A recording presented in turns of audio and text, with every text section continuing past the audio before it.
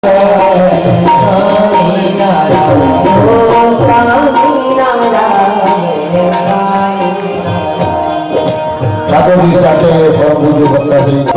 કથાના યજમાન શ્રી ભક્તિભાઈ ભુંજલદાસ પરિવારજનો પધારે.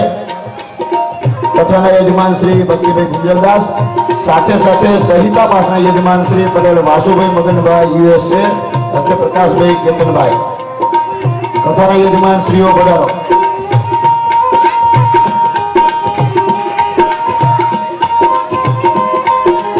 કથાના યજમાન શ્રી ભક્તિભાઈ ભુંજલદાસ, હસ્તે મહેન્દ્રભાઈ યુએસએ, રાજેશભાઈ યુએસએ અને દિગ્નેશભાઈ.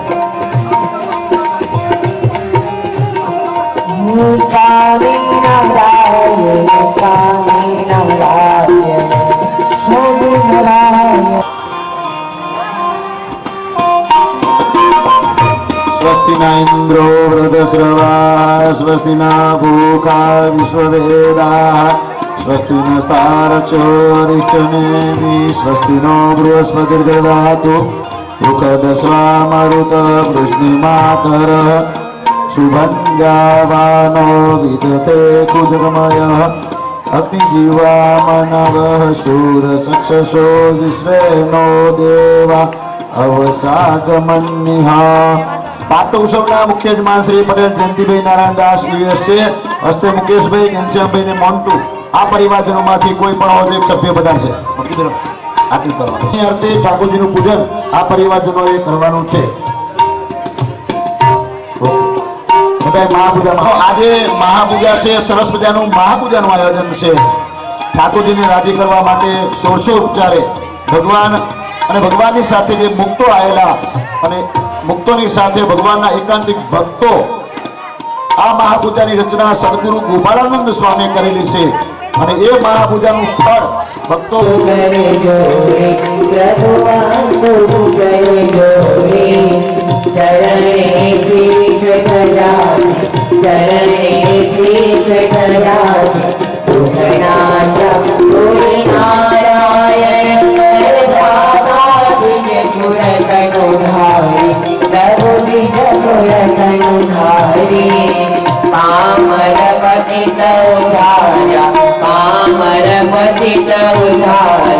અગણિત નરે નારી નિત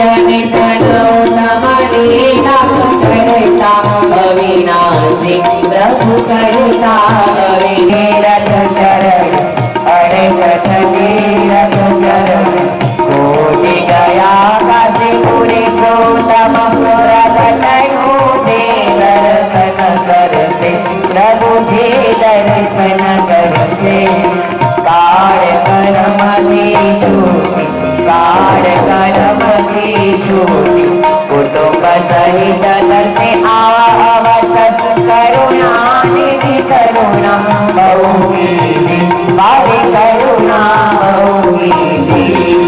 મુક્તાનંદ કહે મોક્યો, મુક્તાનંદ કહે મોક્યો, સુગમ કહે સીધું. પ્રભુ જય સદગુરુ સ્વામી, પ્રભુ જય સદગુરુ સ્વામી, પ્રભુ જય સદગુરુ સ્વામી.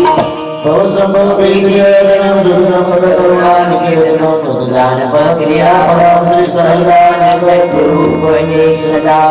બોલો શ્રી ઘનશ્યામ મહારાજની જય. શ્રી નરનારાયણ દેવ અધિપતિ પરમ પૂજ્ય ધર્મ ધુરંધર 1008 આચાર્ય મહારાજ શ્રી કૃષ્ણેન્દ્ર પ્રસાદજી મહારાજ તેમજ મોટા મહારાજ શ્રી તેજેન્દ્ર પ્રસાદજી મહારાજ, જેમની આજ્ઞા અને આશીર્વાદથી દેવસુણા ગામને આંગણે 37મો વાર્ષિક પાટોત્સવ ખૂબ ધામધૂમથી આયોજન કરેલું છે.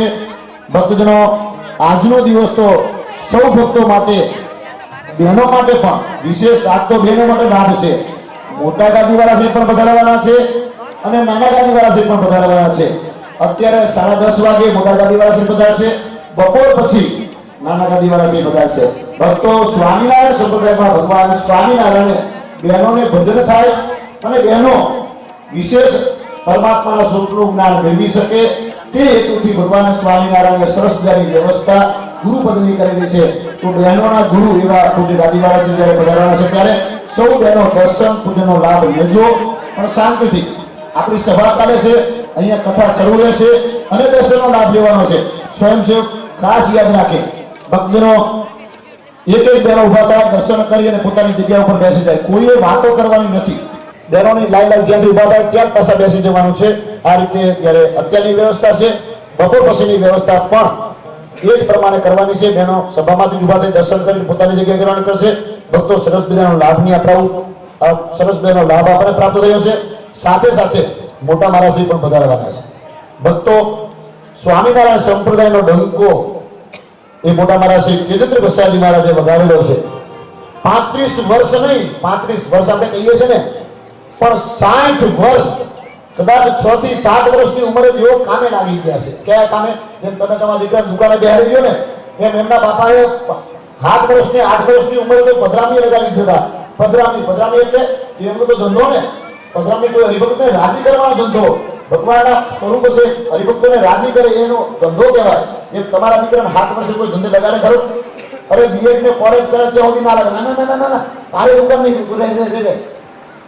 અરે મોટો 20-25 વર્ષ સુધી ભણે છે તો હાથ ફરીને ના ના તારે ક્યાંય જવું નહીં, રહેવા દે, એ તો અમે કરીશું. એટલો તો પ્રેમ રાખે. પણ સ્વામિનારાયણ સંપ્રદાયમાં બાળપણથી જ આજે રાજી મહારાજ શ્રી કાલે પધારવાના છે, બરોબર છે?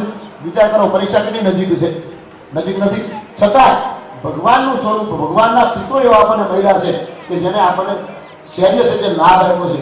અને સત્સંગ સમાજની લાગણી છે. એવું નથી લાભ આપે છે, પણ સત્સંગ સમાજ પણ ખડે પગે એમની આજ્ઞામાં ઉભો રહ્યો છે અને દેવની નંદા દેવની નિષ્ઠા રાખેલી છે. એટલે આ ગામના સર્વે ભક્તોને ધર્મકુળ આખું દરેક સભ્યનો લાભ એમને પ્રાપ્ત થયો છે. એ લાભ પ્રેમથી શ્રદ્ધાથી સૌ ભક્તો લેજો.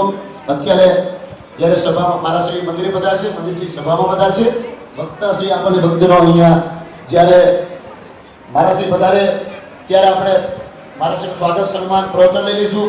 ફરી આપણી પાસે ટાઈમ રહેશે, જે પ્રમાણે આવવાના ટાઈમ ઉપર આધાર છે. અત્યારે મહારાજશ્રી મહાન શાસ્ત્ર સત્સંગી ભૂષણ શાસ્ત્ર, જેની કથા વાસુદેવ દેવાનંદ સ્વામી અને બ્રહ્માનંદ સ્વામીના મુખ્ય ગવાહી છે, એવી કથા અહીંયા જ્યારે આપણા સમક્ષ શાસ્ત્રી સ્વામી રામકૃષ્ણદાસજી ગાશે અને સૌને લાભ આપશે, તો સમગ્ર સત્સંગ સમાજ, સમગ્ર ભક્તો વતી હું શાસ્ત્રી સ્વામી રામકૃષ્ણદાસજીને કહીશ. નારાયણ.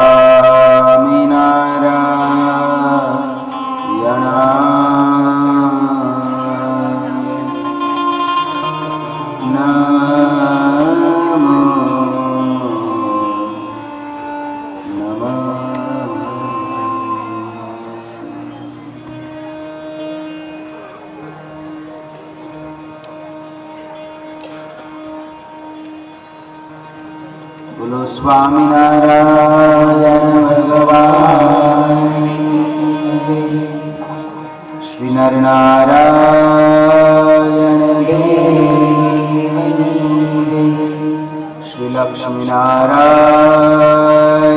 દેવ શ્રી ગોપીનાથજી મહારાજ શ્રી રાધા કૃષ્ણ દેવ શ્રી રામચંદ્ર ભગવાન શ્રી સિદ્ધેશ્વર મહાદેવ શ્રી વિઘ્ન વિનાયક દેવ શ્રી કષ્ટભંજન દેવ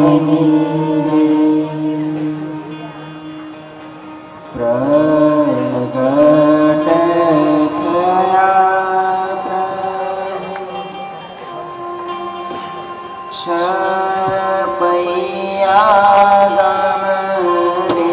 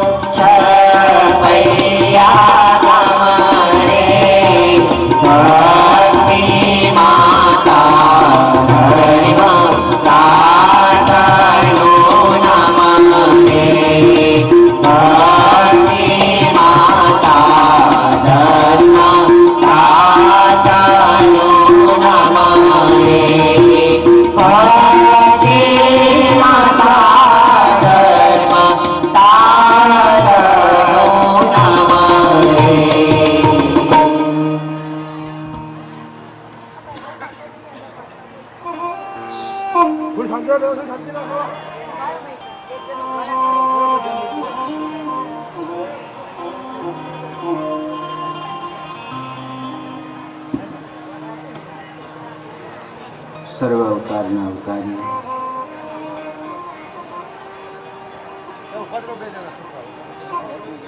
પરાત્પર પૂર્ણ પુરુષોત્તમ ભગવાન શ્રી સ્વામિનારાયણ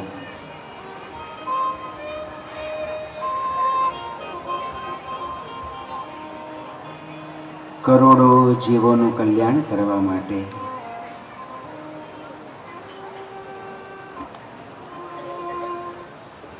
મનુષ્યાકૃતિ ધારણ કરી છપૈયામાં ધર્મ અને ભક્તિને ત્યાં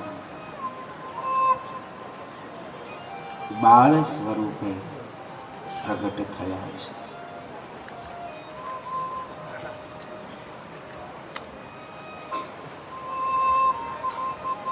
સદગુરુ બ્રહ્મચારી વર્ય વાસુદેવાનંદજી આ શ્રીમદ સત્સંગી ભૂષણ ગ્રંથમાં પરમાત્માના પ્રાગટ્યની કથા લખતા લખે છે કે પ્રભુના પ્રાગટ્યથી ભક્તોના હૃદયમાં, મુમુક્ષ જીવોના હૃદયમાં, સજ્જનો અને સંતોના હૃદયમાં આનંદ આનંદ થયો છે.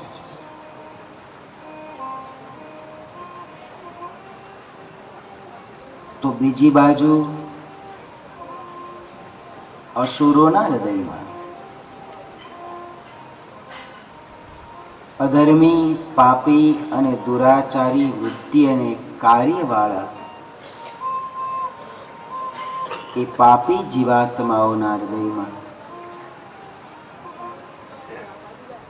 અપશુકન, દુઃખ અને ગ્લાનિ ઉપજા છે.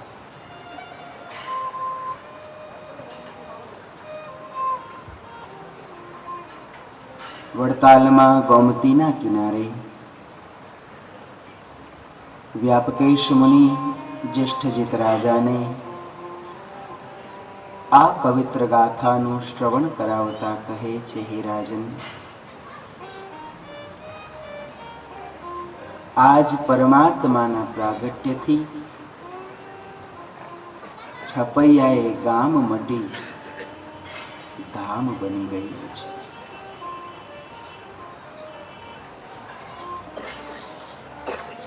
કેવી તાકાત વાળી, પવિત્ર અને પુણ્યશાળી એ ભૂમિ હશે.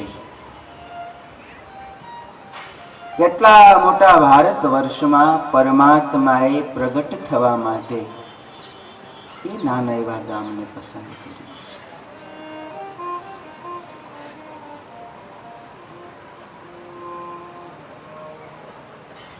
પરમાત્માના પ્રાગટ્યથી ત્રિલોકીમાં આનંદ અને આનંદ છવાયો છે.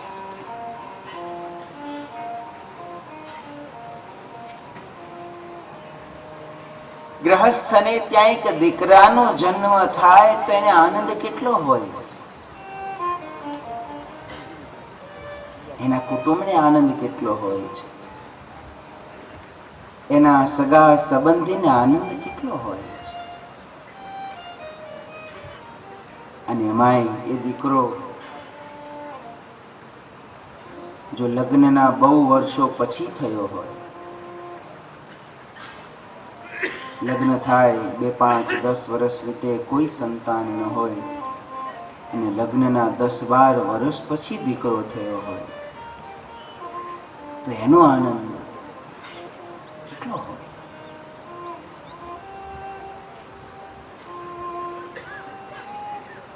જગતના જીવને કંઈક દીકરાનો જન્મ થાય એનો આનંદ જો એટલો હોય તો જગતનો રચયિતા એવો પરમાત્મા સ્વયં જ્યારે પુત્ર બની, નાના બાળક બની અને આ લોકમાં આવતા હોય ત્યારે એનો આનંદ કેટલો અપાર આનંદ. લાખો મનુષ્યના હૃદયમાં જ થયો છે. સમાધિમાં, તપમાં અને યોગ સાધનામાં બેઠેલા એ તપસ્વીઓ, યોગીઓને પણ અંતરમાં આનંદ ઉમટ્યો છે. ધર્મદેવ, ભક્તિ માતા અને છપૈયા વાસીઓના આનંદની તો કોઈ સીમા રહી નથી. જાણે સુખના સમુદ્રમાં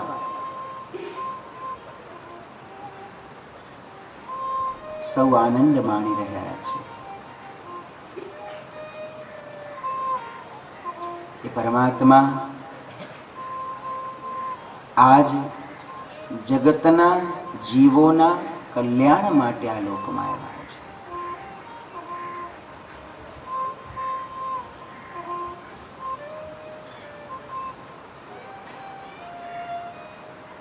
પ્રભુ સ્વયં પધાર્યા છે.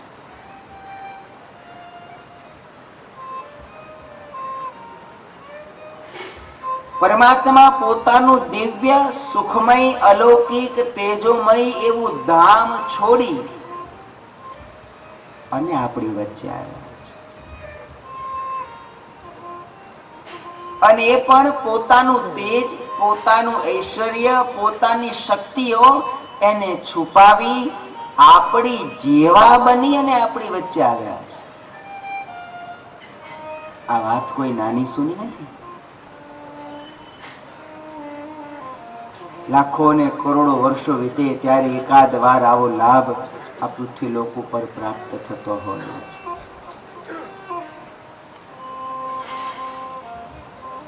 આપણે બધા ભગવાનને ઉપરવાળો કહીએ છીએ, ઉપર રહે છે.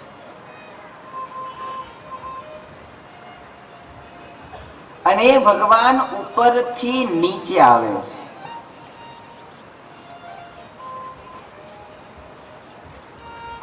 આ દુનિયામાં માણસ માત્ર ઊંચો આવવા મથે છે. આપણે બધા આર્થિક રીતે, સામાજિક રીતે, આધ્યાત્મિક રીતે, પદ અને પ્રતિષ્ઠાની દ્રષ્ટિએ આપણને બધાને આગળ આવવું ગમે છે, ઊંચે આવવું ગમે છે.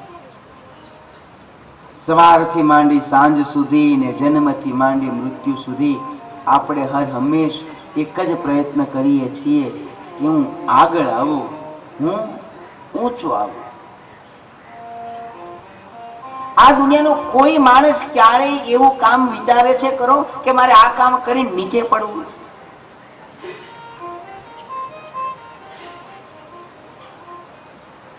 આપણે સૌ આગળ વધવાય છીએ, ઊંચે જવાય છીએ. છે ત્યાંથી હજે ઊંચું આવું.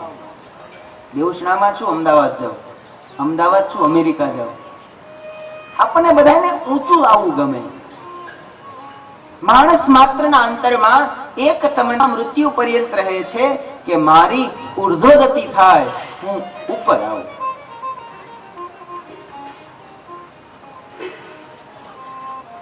જીવ માત્ર ઊંચું આવવા મથે છે ત્યારે ભગવાન ઉપરથી નીચે આવે છે. પોતાની કિંમત ડિવેલ્યુએશન થાય. ઉપરથી માણસ નીચે આવે એટલે એની કિંમત ઘટે.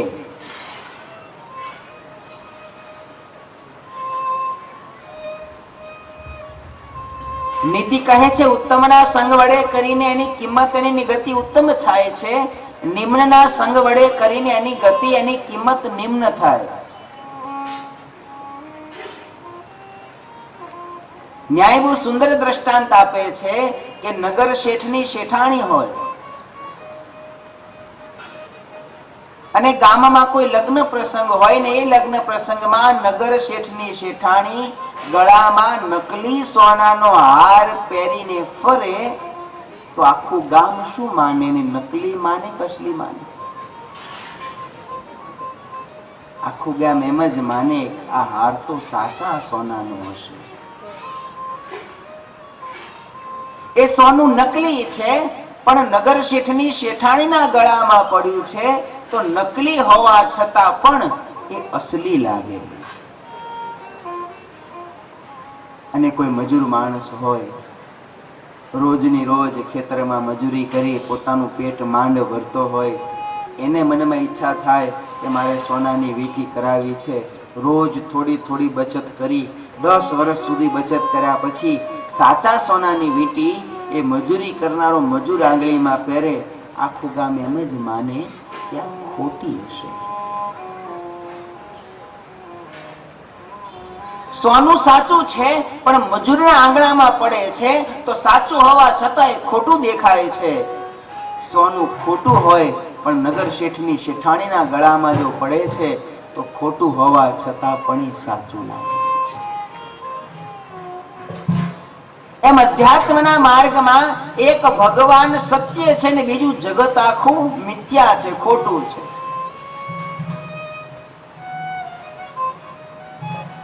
પણ એ ભગવાન જ્યારે પોતાનું સત્યધામ છોડી, સત્ય સ્વરૂપ છોડી આપણા જેવો બનીને આ લોકમાં આવે છે ત્યારે ભગવાન બધાયને ખોટો લાગે છે.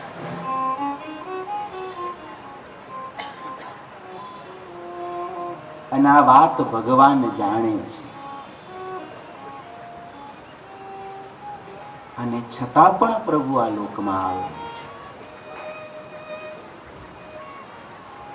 હજારો વર્ષોથી આ પ્રશ્ન વિદ્વાનોના મનમાં ગૂંચવાયા કરે છે કે પ્રભુ આ લોકમાં શું કામ આવે છે? શા માટે પ્રભુ આ મનુષ્ય લોકમાં આપણા જેવા બનીને આપણી વચ્ચે આવે છે? આ ભૂમિમાં એવું તો શું છે કે પરમાત્માને છેક પોતાનું ધામ છોડી અને અહીં સુધી ખેંચી લાવે છે?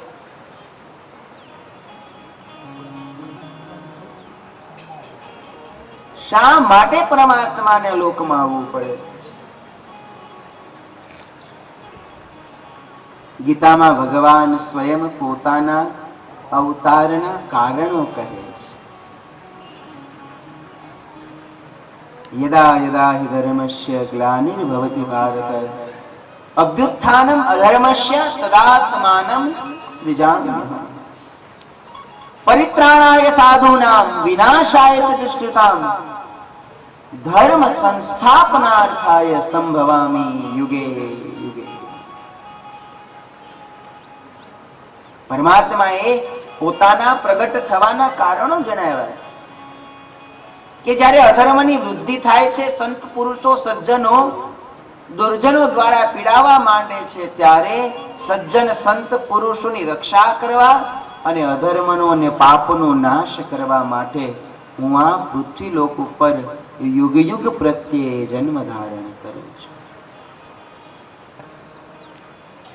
પણ આ વાત જ્ઞાની અને વિદ્વાન પુરુષોના અંતરમાં બહુ ઉતરી નથી. શું રાવણ, કંસ, કુંભકર્ણ, શિશુપાલ, દંતવક્ર કે દુર્યોધનનો નાશ કરવા માટે પરમાત્માએ અહીં સુધી આવવું પડે? એ ભગવાન તો સર્વશક્તિમાન છે, જેના સંકલ્પ માત્રથી કરોડો બ્રહ્માંડોનું સર્જન થાય, જે ઉત્પત્તિ તથા સ્થિતિ લય કરે. રામાયણમાં તુલસીદાસજીએ પરમેશ્વરની શક્તિ વર્ણવતા એક જ લીટી લખી, જાકી ભ્રકુટી વિલાસ સૃષ્ટિ લય હોય. કે જેની ખાલી આંખ ફરકે ત્યાં સૃષ્ટિનો પ્રલય થઈ જાય એવો શક્તિશાળી એ પરમાત્મા છે. એ રાવણને મારવા, એ કુંભકર્ણને મારવા, કે કંસને મારવા માટે ભગવાને છે કે ત્યાંથી અહીં સુધી ધક્કો ખાવો પડે? એ તો ત્યાં બેઠા બેઠા સંકલ્પ કરે, કરોડો રાવણો એ મૃત્યુ પામી જાય. અથવા તો કોઈ ધર્મવાન ક્ષત્રિય રાજાઓ દ્વારા કે પછી પવિત્ર બ્રાહ્મણો દ્વારા શાપના માધ્યમથી પણ અસુરોનો નાશ કરાવી શકે, તો માત્ર એમ કહેવું કે રાવણ, કંસ, કુંભકર્ણ આદિ અસુરોનો નાશ કરવા માટે પ્રભુ આવે છે, આ વાત બનાવી ના. તો કે પ્રભુ ધર્મનું સ્થાપન કરવા આવે, એ તો ભગવાન છે. સંકલ્પ કરે તો પવિત્ર સંતો, પવિત્ર બ્રાહ્મણો દ્વારા, પવિત્ર પુરુષો દ્વારા પણ એ આ પૃથ્વી પર ધર્મનું સંસ્થાપન કરાવી શકે. એ ધર્મની સંસ્થાપના માટે, એ અધર્મના નાશ માટે એને પોતે આવવું પડે, એવું ન બને. તો પછી પરમાત્મા આ લોકમાં શું કામ પધારે? ભગવાન નથી અસુરોનો નાશ કરવા આવતા, ભગવાન નથી ધર્મનું સ્થાપન કરવા માટે આવતા. પ્રભુ આ લોકમાં માત્ર અને માત્ર પોતાના પ્રેમી સમર્પિત ભક્તોના મનની ભાવનાઓને પૂરી કરવા માટે આવે છે.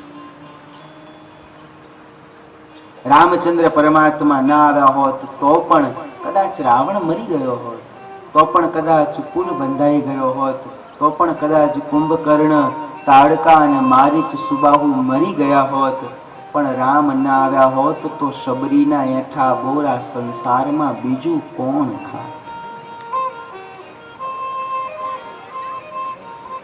એ કૃષ્ણ ના આવ્યા હોત તો પણ કદાચ કંસનો નાશ થઈ શકત.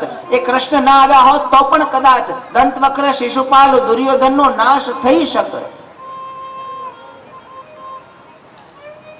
પણ કૃષ્ણ ના આવ્યા હોત તો ગોપીઓનું માખણ અને ગોપીઓની એક ખાટી છાશ આ સંસારમાં બીજો કોણ પીવે?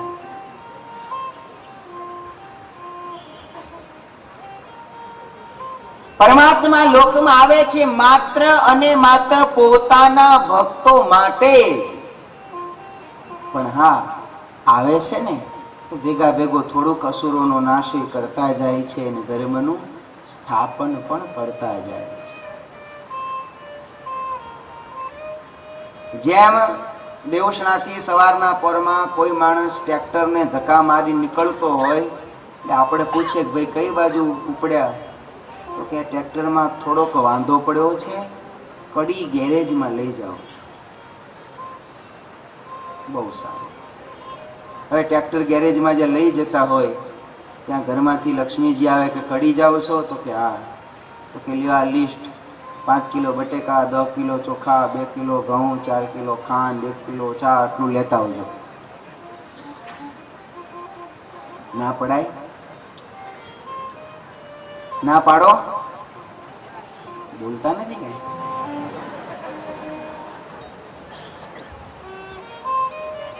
ન્યાયની પરિભાષા છે મૌનમ સ્વીકૃતમ. જો કોઈ કઈ ન કે તો આ માની લે, લાવવું પડે. ત્યાં જઈએ, ગેરેજ વાળો કહે શેઠ 3-4 કલાક થશે. 3-4 કલાકમાં આપણે ઘેરથી શ્રીમતી જે લિસ્ટ આપ્યું હોય એ લિસ્ટ પ્રમાણે બધી વસ્તુઓનું ખરીદી કરી કોથળીઓ ટ્રેક્ટરમાં ગોઠવીએ. પેલો ભાઈ ટ્રેક્ટર કે તમારું લો, રિપેર થઈ ગયું. સાંજે પાછા આવીએ. સવારમાં જે ભાઈ મળ્યા હોય એ જ સાંજે પાછા મળે. ટ્રેક્ટરમાં પડેલી બટેકાની, ચોખાની, ઘઉંની, ખાંડની કોથળીઓ જોવે એટલે પૂછે તમે તો કડી ટ્રેક્ટર રિપેર કરાવવા ગયા હતા ને? કે આપણે જવાબ આપીએ ગયો તો ટ્રેક્ટર રિપેર કરાવવા, પણ ગયો તો ને તો ભેગા ભેગો થોડી ખરીદી પણ કરતો આવ્યો. એમ ભગવાન આ લોકમાં આવે છે માત્ર અને માત્ર પોતાના ભક્તો માટે જ. પણ આવે છે ને તો થોડો કસૂરોનો નાશ કરતા જાય છે અને થોડીક ધર્મની સ્થાપના પણ કરતા જાય. પોતાના ભક્તોને સુખ આપવા, પોતાના ભક્તોને આનંદ આપવા માટે પ્રભુ આ લોકમાં પધાર્યા છે. છપૈયામાં ધર્મદેવ ભક્તિ દેવીને અતિ આનંદ થયો છે. પરમાત્માના બાળ સ્વરૂપના દર્શનમાં સૌ અતિ મોહ પામ્યા છે. એવું મનોહર, એવું રમણીય, એવું ચિત્તાકર્ષક પ્રભુનું સ્વરૂપ છે કે જે એકવાર જોવે છે એનું મન એ પ્રભુની મૂર્તિમાં ચોંટી જાય. છપૈયામાં ઘરો ઘર આજ એ ભક્તિ દેવીના લાલાની વાતો થાય છે. તો શિવ ધર્મદેવનો કુંવર છે, શું એ ભક્તિ દેવીનો જાયો છે? અતિ સુંદર એનું સ્વરૂપ છે, વાદળ જેવું શ્યામ એનું રૂપ છે, એટલે સૌએ લાડકું નામ એમનું ઘનશ્યામ પાડ્યું છે. આ નાના એવા ઘનશ્યામ આજે છપૈયામાં સૌને આનંદ પમાડે છે, તો બીજી બાજુ અસુર એવા કાલિદત્તના અંતરમાં પીડા થઈ છે કે મેં લાખ સાધન કર્યા છતાં પણ પરમાત્માના પ્રાગટ્યને હું અટકાવી શક્યો નહીં, અને માટે રોગ અને શત્રુ એને તો જેટલા વહેલા નાશ પામે એટલા વહેલા નાશ કરવો જોઈએ. આવો વિચાર કરી અને પોતે મેલી વિદ્યાનો જાણકાર હતો, મેલી વિદ્યાના પ્રયોગો કરી ભયંકર રાક્ષસીઓ કૃત્યાઓને ઉત્પન્ન કરી છે. પ્રભુના છઠ્ઠીના દિવસે એ કૃત્યાઓ પ્રભુને મારવા માટે આવી છે. ભક્તિ દેવીના ખોળામાં રહેલા ઘનશ્યામને ઉપાડીને ચાલી ગઈ છે. ઘનશ્યામનો વિયોગ થતા માતા ભક્તિ દેવી આક્રંદ કરવા લાગ્યા.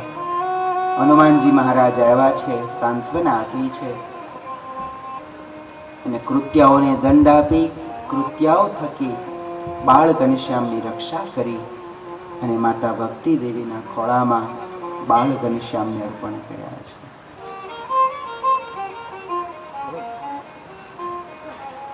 પ્રભુ પ્રાપ્ત થતા ભક્તિ દેવી પણ અતિ રાજી થયા છે.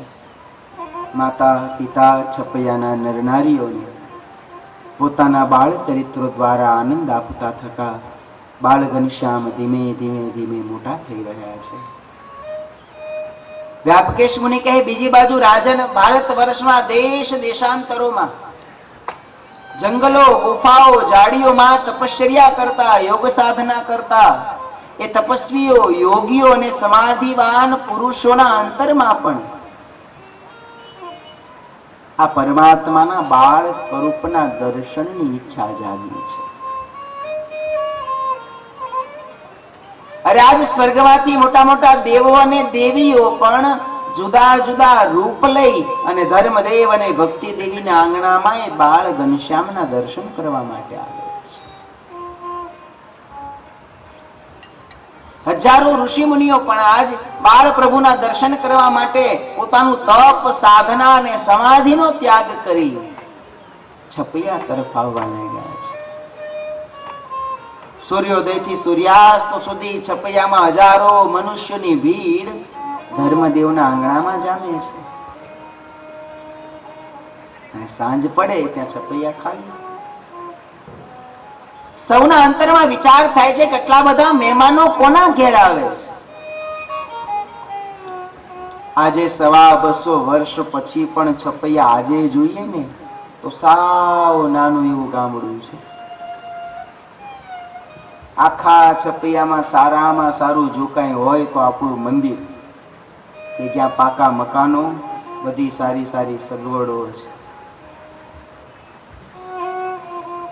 હજી નથી ત્યાં લાઇટના કોઈ બહુ ઠેકાણા નથી, કઈ એવા સારા બહુ રસ્તા નથી, એવી સારી કઈ ભૌતિક સુવિધાઓ.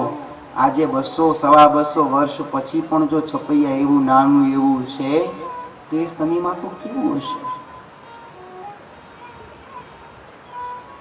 અને છતાંય હજારો ઋષિ મુનિઓને દેવોની ભીડ આજે છપૈયામાં ઉમટી છે. સૌના અંતરમાં ઘનશ્યામના દર્શનની તાલ આવેલી છે. જો કે આ સર્વે ઋષિ મુનિઓએ દેવોએ ભગવાનના દિવ્ય સ્વરૂપના દર્શન તો સમાધિમાં કે પ્રત્યક્ષ ધામમાં અનંત વાર કરેલા છે, પણ જગતને બનાવનારો ભગવાન જ્યારે ખુદ બાળક બન્યો હશે ત્યારે પ્રભુ કેવો લાગતો હશે. આ જિજ્ઞાસા અને આ ઝંખના આ સર્વે ઋષિ મુનિઓને અને દેવતાઓને ધર્મદેવના ઘર તરફ ખેંચી રહી છે.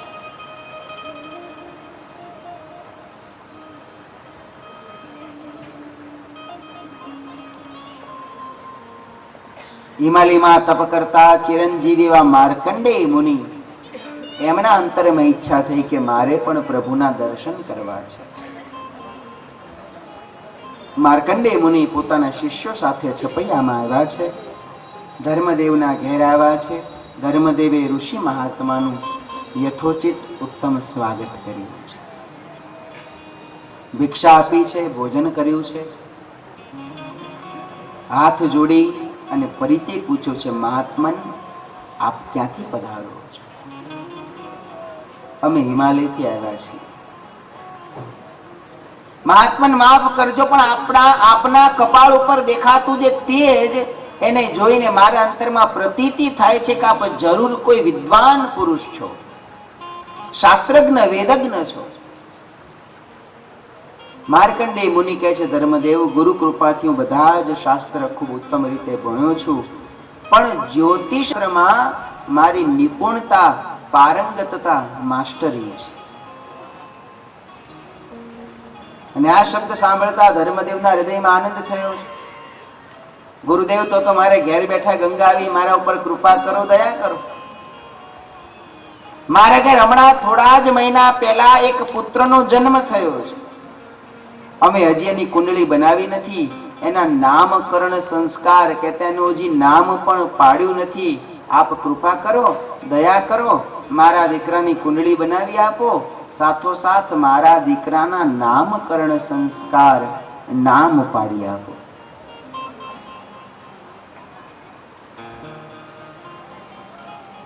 માર્કંડેય મુનિ પણ અંતરમાં રાજી થયા કે ભગવાનની સેવાનો જો લાવો મળતો હોય તો આનાથી રૂડું બીજું શું? આ પાડ્યું છે.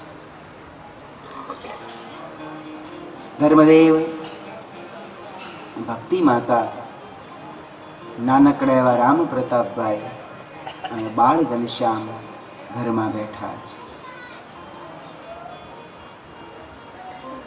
માર્કંડેય મુનિ પ્રભુના દર્શન કરતા અંતરમાં અતિ અતિ અતિ રાજી થયા છે.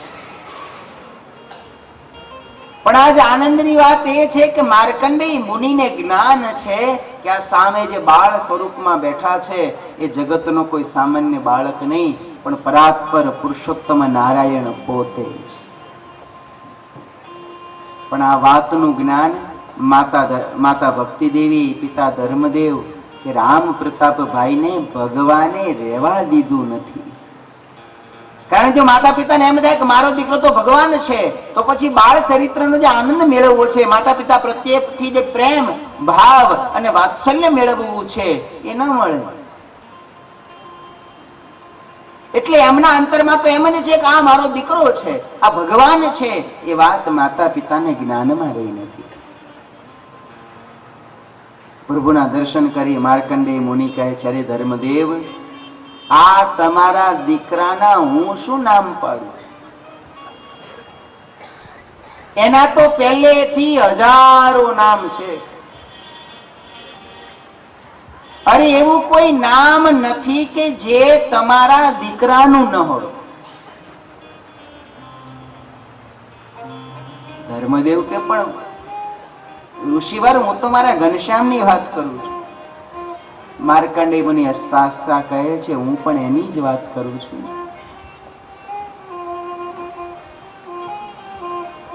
કુંડળી કાઢી છે, ગ્રહોની સ્થિતિ મૂકી છે. સંવંત 1837 ચૈત્ર સુધી 9મી રાત્રે 10 અને 10 ઘડીના સમય પ્રમાણે જે એમની કુંડળી બનાવીને માર્કંડેય મુનિ કહે છે, ધર્મદેવ, આજ સુધી દુનિયામાં મેં લાખો મનુષ્યોની કુંડળી જોઈ છે, પણ જેવી આ તમારા દીકરાની કુંડળી છે ને, એવી અમે હજી કોઈની જોઈ નથી. તમારો દીકરો તો બહુ મોટો રાજા થશે. આ શબ્દ સાંભળતા ભક્તિ દેવીને તો આનંદ આનંદ થઈ ગયો. ઋષિવાર, મારો દીકરો મોટો રાજા થશે? તો કે હા. શું છપૈયાનો રાજા થશે? માર્કંડેય મુનિ હસી પડ્યા, છપૈયાનો નહીં, એથી મોટો રાજા થશે. શું મારો ઘનશ્યામ અયોધ્યાનો રાજા થશે? એથી મોટો રાજા થશે. શું આખા કૌશળ દેશનો રાજા થશે? એથી મોટો રાજા થશે. તો શું મારો દીકરો દિલ્હીનો બાદશાહ થશે? માર્કંડેય મુનિ કહે છે, ના દેવી, તમારો દીકરો તો એવડો મોટો થશે, એવડો મોટો થશે કે મોટા મોટા રાજા મહારાજાઓ પણ એના ચરણમાં મસ્તક મૂકીને જીવનને ધન્ય બનાવે. કરોડો જીવાત્માઓને એ મોક્ષનો સાચા આત્યંતિક સુખનો માર્ગ બતાવનારો આ તમારો દીકરો થશે. એના ગુણ, એના યશ, એની કોઈ સીમા નહીં રહે. અરે એટલો નહીં, એનો જે આશ્રય કરશે ને એ આ બ્રહ્માંડમાં દુઃખી નહીં થાય. પોતાના પુત્રના આવા વખાણ સાંભળી ભક્તિ દેવી તો બહુ રાજી થયા છે. નામ પાડવાનું કહ્યું છે. માર્કંડેય મુનિ હાથ જોડી મનોમન પ્રભુને પ્રાર્થના કરી છે, પ્રભુ મારી એવી તો શું તાકાત હું આપના નામ પાડું, પણ આજ જ્યારે પ્રસંગ આવ્યો છે, આપ જો આજ્ઞા આપો તો હું આપનું નામકરણ સંસ્કાર કરું. પ્રભુએ અંતરમાં રહી આજ્ઞા આપી છે, અત્યારે તમે અમારા નામ પાડો, સમય આવે ત્યારે અમે બદલો વાળી દઈશું.